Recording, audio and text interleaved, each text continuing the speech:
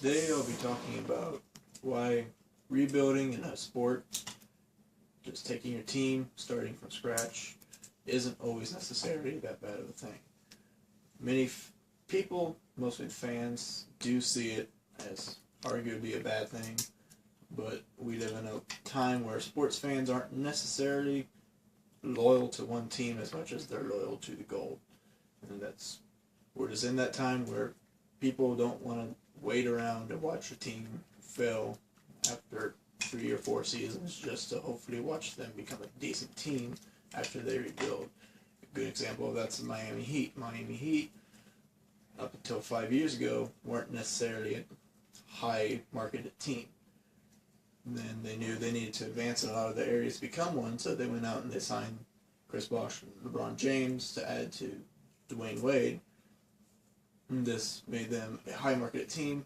People started liking that team, the Miami Heat, way more than anyone else. They went on to win 2 championships in a row, and now within 2 years they've gained arguably the highest fan base in the NBA. With basketball, it's a lot harder to kind of rebuild just because you don't really know what you're going to get out of drafts, because each level of the game brings a much different aspect of play. High school is different than college, and college is different from pros, and up to about 10 years ago they changed it to where you can't draft players straight out of high school. You need to at least play one game or one season in the college before you can go pro, which has hurt a lot of people in the draft stock. Some decide to stay longer so they can have a little bit more loyalty to their college, and that can hurt them. A lot of different aspects to it, but NBA is the biggest thing for rebuilding that sport. Is an example would be the Boston Celtics. They, like 3 years ago, they had the 3 best players on the team arguably was Ray Allen, Kevin Garnett, and Paul Pierce. All of them were at the end of their runs. They were all aging on their middle 30s, which in the NBA that's 12, 15 years in the league right there. And there's just not much more potential for them to gain out of that. So they let Ray Allen go, and then they traded off Paul Pierce and Kevin Garnett for 3 equally old players and a couple of draft picks. They got rid of the players already, pretty much. They've taken them out of the lineups, not really playing them all that much. They haven't used their draft picks yet.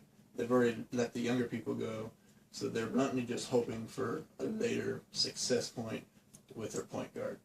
76ers are a case of a team that has talent, but the talent isn't mixing well.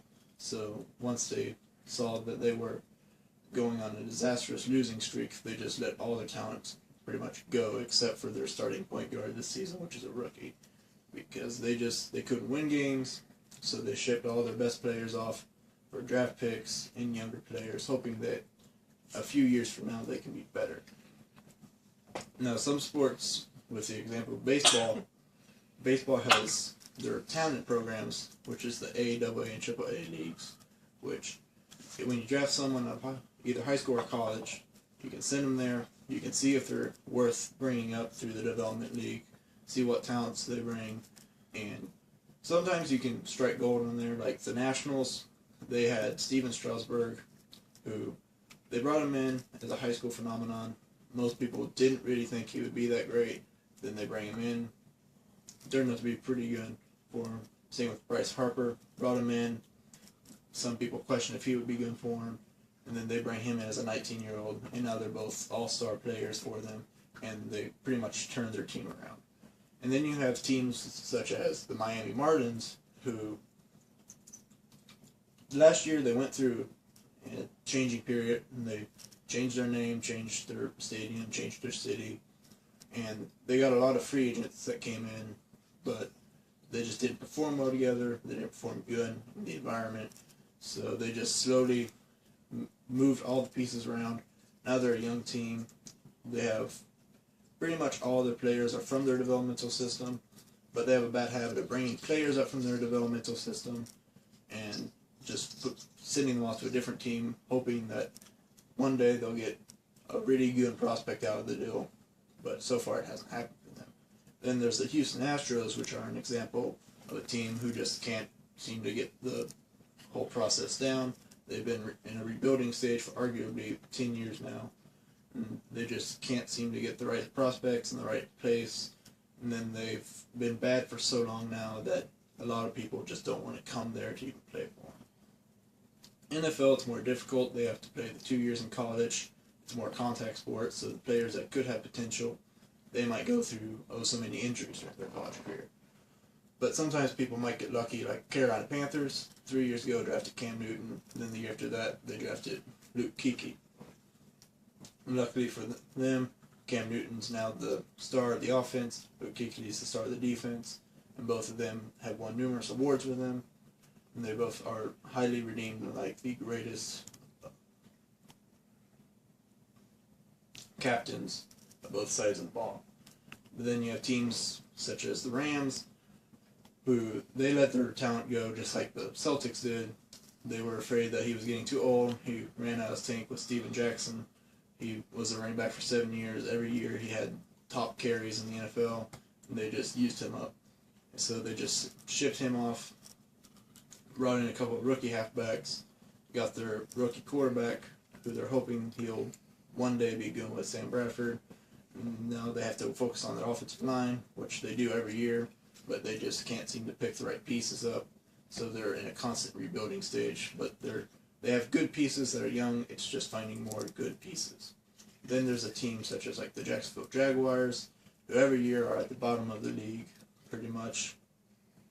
Always in the bottom 5, top draft picks, but they're in the same scenario as the Houston Astros, kind of, where they might be drafting a great player in 2 or 3 years, but they have such a reputation as a bad team that that player won't want to stay there and actually perform for them so they can have someone to build around, because NFL, the shelf life is much shorter than other sports.